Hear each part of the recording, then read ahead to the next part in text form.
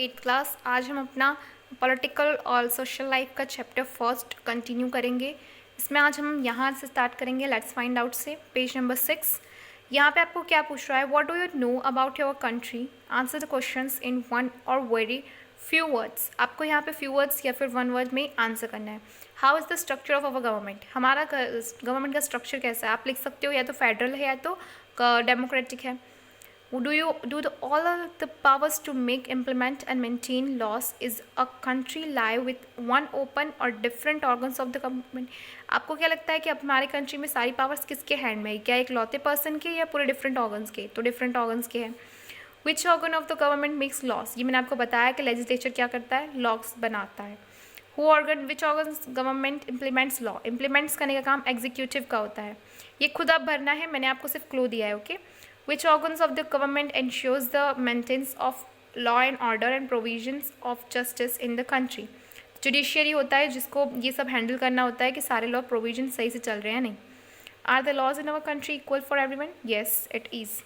Let's know more में आपको keys feature of Indian constitution और फंडामेंटल राइट्स जैसे हो गए fundamental form of government, federalism, separation of powers, ये सब पढ़ने मिलेगा। तो ये होता क्या है, Indian constitution was drafted with almost care and thought. आपको पता है ये पूरा एक सबसे ज़्यादा जो सोच समझ के बनाया गया कॉन्स्टिट्यूशन है। It was meant of a government that had a variety of communities, cultures, religions and ideologies. हमारे यहाँ वेराइटीज़ के मतलब डिफरेंट डिफरेंट टाइप की कम्युनिटीज़ है, कल्चर्स है, रिलीजन एंड आइडियोलॉजीज़ है। To maintain an equal and strong base for every citizen of our country, eradicating and preventing them from social evil like discrimination and injustice while instilling a feeling of unity among them was one of the main ideas behind drafting our constitution. हमारा constitution ऐसा क्यों है, क्योंकि हमारे इतने सारे different लोग रहते हैं जिससे हम चाहते हैं किसी के साथ गलत ना हो, किसी के साथ डिस्क्रिमिनेशन ना हो, किसी के साथ अन्याय ना हो, इसलिए हमने अपने कॉन्स्टिट्यूशन को इस तरह से बनाया है। लेटेस्ट लर्न में आपको मिलेगा फेडरलिज्म, यहाँ पे आपको की पॉइंट्स मिलेंगे।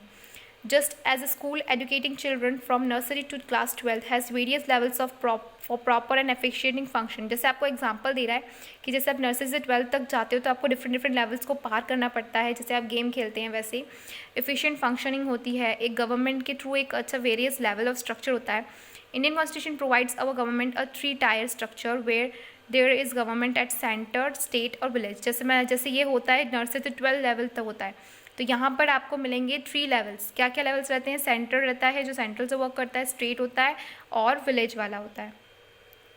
This is done to ensure that the decision making for a vast country like India. ये क्यों किया गया, ताकि ये जो डिसीजन मेकिंग है जैसे कि वास्ट, जितनी इंडिया जैसी बड़ी कंट्री के लिए, does not only lie in the hands of the central, ताकि ये सिर्फ और सिर्फ सेंट्रल के अंडर में ना रहे ये governments, but in the hands of smaller units. इससे क्या होगा कि कुछ स्मॉल यूनिट्स, मतलब किसी को बहुत छोटा मोटा केस है तो वो अपनी डिस्ट्रिक्ट लेवल पर जाकर रफा दफा कर दे, है ना। तो ये इसलिए बनाया गया। The state government and panchayati raj take care of the major and basic functioning and decision making in their regions while central government takes care of the whole country. ठीक है, तो जैसे छोटे मोटे राज्य पंचायत होते हैं, स्टेट गवर्नमेंट होते हैं, ये अपने राज्य के या फिर ये अपनी पंच के देखते रहते हैं, और बाकी सेंट्रल गवर्नमेंट का काम पूरी कंट्री को अंडर कंट्रोल में रखना है। Parliamentary form of government, parliamentary form of government क्या होता है, the constitution assembly that drafted our constitution considered Indian citizens of age 18 and above, 18 से अबव वाले को ये रिस्पॉन्सिबिलिटी दी गई ताकि वो वोट कर सके, पार्लियामेंट में जो मेंबर्स बैठे हैं उनको खुद इलेक्ट कर सके, to make sure that social levels discrimination और caste system does not hamper this system. और ये गवर्नमेंट का काम है कि इस चीज़ में कहीं भी डिस्क्रिमिनेशन और कास्ट सिस्टम ना आए, जिससे क्या होगा, casting a vote was made a secret through a secret ballot.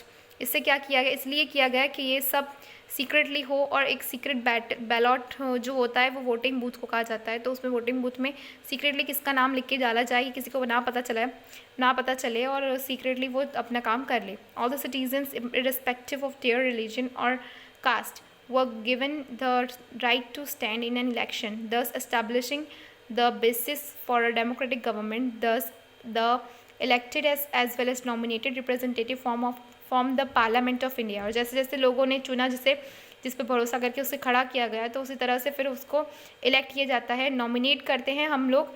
फिर उसके बाद इलेक्ट कौन करता है, पार्लियामेंट ऑफ इंडिया ही करता है, अपनी पार्टीज़ में से किसी एक को हेड बना देता है। Where different political parties come together and ensures effective governance. ठीक है, इससे क्या होगा, एक अच्छी सरकार बनेगी, और अच्छी सरकार बनेगी तो हमें अच्छी चीज़ें प्रोवाइड करेगी। Separation of powers. Governing a vast and diverse country like India is not an easy task. आपको मैंने बहुत बार बताया ये चीज़ कि इंडिया बहुत लार्ज पॉपुलेटेड कंट्री है और बहुत बड़ी भी है, तो इसके अंडर सब गवर्न करना बहुत मुश्किल काम है, जो कि एक चैलेंज है एक तरह से। To ensure that is no concentration of power in a few one hand. तो ये हम चाहते हैं कि कोई भी इसका मिस यूज़ ना करे पावर का, और किसी एक के हाथ में ये पावर ना जाए।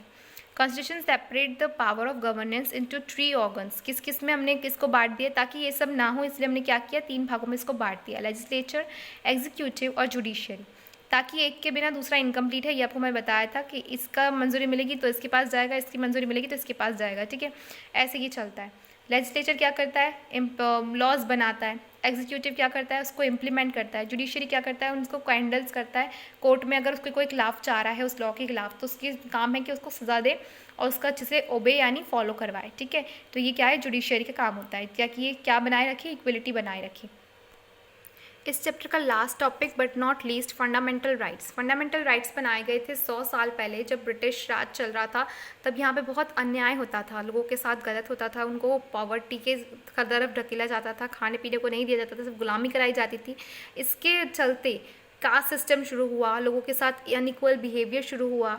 तो सेफ गार्ड के थ्रू हमारे कॉन्स्टिट्यूशन ने क्या किया, फंडामेंटल राइट्स बनाए जो सबके लिए इक्वल हो और सबको उसे फॉलो करना पड़े और सबका हक है ये। ठीक है, तो इस राइट्स के अंतर्गत क्या आते हैं, right to equality, right to freedom, right to freedom of religion. Right to equality यानी सब जगह हर जगह वो इक्वल है ना, उसमें जेंडर, कास्ट, रिलीजन कुछ नहीं देखा जाएगा। Right to freedom, every citizen is our country has freedom of speech. सबसे मेन चीज़, आप कुछ भी बोलने से पहले अपने किसी के खिलाफ आवाज़ उठाने से पहले आप डरेंगे नहीं। आपको ये हक दिया है कॉन्स्टिट्यूशन ने कि आप freedom to speech and can express himself और herself freely.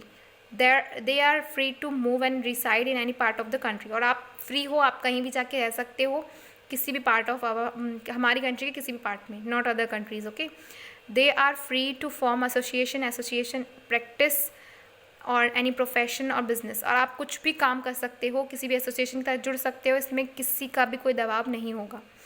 Right to freedom of religion, freedom of religion, आप किसी भी कास्ट को जो आपको लगता है कि फॉलो करना चाहिए, प्रोफ्रेश होता है, प्रोपोगेट होता है, आपको जो मर्जी आए वो वाला कास्ट आप चुनो, अडॉप्ट करो, फॉलो करो, रिनाउंस करो any religion without the will of the concern people. आपको लोगों की चिंता करने की जरूरत नहीं है, ये आपको हक है। राइट अगेंस्ट एक्सप्लॉयटेशन, यानी कि आपके साथ गलत कर रहा है तो उसके खिलाफ आपको आवाज़ उठाने का पूरा हक दिया है। जैसे कि हो गया चाइल्ड लेबर, ये बहुत ही बुरी चीज़ है। ह्यूमन ट्रैफिकिंग, ये हमारी कंट्री में आज भी होता है, एंड सो ऑन। ऐसे सब मुद्दे पे आप एक्सप्लॉयटेशन के खिलाफ आवाज़ उठा सकते हो। एजुकेशनल एंड कल्चरल राइट्स, आपको our country constitution, our Indian constitution not only provides rights to every citizen in our country to get education from an educational institute, but also provide freedom to all minorities, whether linguistic or religious, to have the educational institutions to develop their cultural heritage। ठीक है, तो यहाँ पर आपको पूरी छूट दी गई है। आप किसी भी प्राइवेट गवर्नमेंट पे किसी भी चीज़ कहीं भी जाकर आप एजुकेशन प्रोवाइड कर सकते हो, ले सकते हो। खासतौर पर माइनॉरिटीज़ के साथ कोई भेदभाव नहीं है, उन्हें सब फ्रीडम है कि वो किसी भी इंस्टीट्यूशन में जाकर अपनी डेवलपमेंट, अपनी कास्ट को आगे बढ़ाने के लिए, अपने लोगों को बढ़ाने के लिए पढ़ सकता है। Every child has the right to free and compulsory education irrespective of gender और सोशल स्टेटस।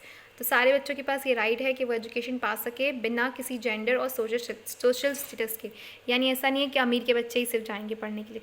फिर है राइट टू कॉन्स्टिट्यूशनल रेमेडीज़, ये क्या होता है, this right prevents the power to every citizen to move to any court of law in case of any violation in any of the fundamental rights. और अगर आपके इन सब जो मैंने फंडामेंटल राइट्स अभी तक बताए, इसमें से आपके साथ कोई भी एक ऐसा राइट है जो आपके साथ नहीं होने दे रहा है, कोई आपको अगेंस्ट कर रहा है, कोई आपको रोक रहा है, आपके खिलाफ है, तो उसके खिलाफ भी आप जाके कंप्लेन कर सकते हो। ठीक है, तो ये राइट टू कॉन्स्टिट्यूशनल रेमेडीज़ आपको ये राइट देता है। Every single citizen is entitled for an constitutional remedies. Secularism क्या होता है, our constitution does not promote और propagate any one particular religion. This makes our country a secular country that respects every religion and provides freedom. Secularism हमारे India का मूल है, यानी इसके तहत आपको हर कास्ट, हर जेंडर, किसी भी जेंडर के लोगों, किसी भी रिलीजन को मानते हो, उनकी आपको रिस्पेक्ट करना है, उनके कास्ट को भला बुरा नहीं कहना है। ये हमारे कॉन्स्टिट्यूशन में रिटर्न है। That respect every religion and provide freedom to it citizens to follow any religion of their choice. और आप कोई नहीं होते हो उनको कुछ रोकने वाले, ये उनका हक है, उनकी गवर्नमेंट में उनको दिया है। फिर लेट्स ट्राई 3 आपको होमवर्क है। यहाँ पे आपको क्या लिखना है, पहले तो की फीचर्स ऑफ कॉन्स्टिट्यूशन जो मैंने अभी तक आपको समझाया वो सारे लिखना है। और कॉन्स्टिट्यूशन वाज मेड अराउंड 1949। अपना कॉन्स्टिट्यूशन मैंने बताया था 1949 में बन गया था। Many years has passed by and lot of things have change since then.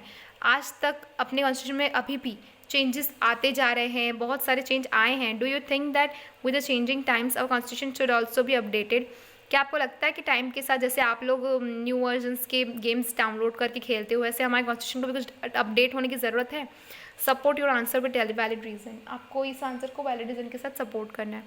The changes in the constitution are called amendments. आपको पता है कि जब कॉन्स्टिट्यूशन में कोई चेंज आता है उसे हम एमिडमेंट्स के नाम से जानते हैं। Research about any one amendment in our constitution and write a comparison between before and after amendment versions। तो आपको क्या करना है, कोई भी एक अमेंडमेंट उठाओ। जैसे बोलते हैं ना अभी कौन सा अमेंडमेंट चेंज हुआ है, 52th अमेंडमेंट जो लैंग्वेज वाला है, उसमें कुछ नई लैंग्वेज ऐड की है। और दूसरा मुद्दा ले सकते हैं आप कश्मीर वाला। कश्मीर अब इंडिया का पार्ट हो गया है तो उसको एक यूनियन टेरिटरी के ग्रुप में आ गया, तो वो भी एक अमेंडमेंट के थ्रू हुआ। तो और अभी जो कौन सा एक आप ऐसे कुछ एक भी टॉपिक कोई भी उठाओ और उसमें कंपेयर करो बिफोर और आफ्टर अमेंडमेंट वर्जन्स के, पहले इसमें क्या था और आप अपडेट होके क्या आया है, ठीक है। Which is the most crucial fundamental rights in your opinion? सबसे बुरा fundamental rights, crucial. Support your opinion with a reason. एक फंडामेंटल राइट्स जो आपको सही नहीं लगता, तो अगर नहीं लगता है तो उसके ओपिनियन बताओ कि आपको क्या रीज़न है वो नहीं लगता। Cite any one example where you have seen और एक्सपीरियंस वायलेशन और फंडामेंटल राइट। आपने कहीं भी ऐसा कुछ देखा हो कि जहाँ पे फंडामेंटल राइट्स की विरुद्ध जा रहे हैं, कोई वायलेशन हो रहा है, तो वो आपको अपने दिमाग से सोचना है, अपने आसपास ऑब्जर्व करना है और लिखना है। ओके, ये चैप्टर रिव्यू का एक चार्ट है जो आप अपनी कॉपी में बना लेंगे तो अच्छा रहेगा, ताकि आपको पूरा चैप्टर रिवाइज हो जाए। यहीं आपका चैप्टर फिनिश होता है। मिलते हैं नेक्स्ट क्लास में। Good bye all of you.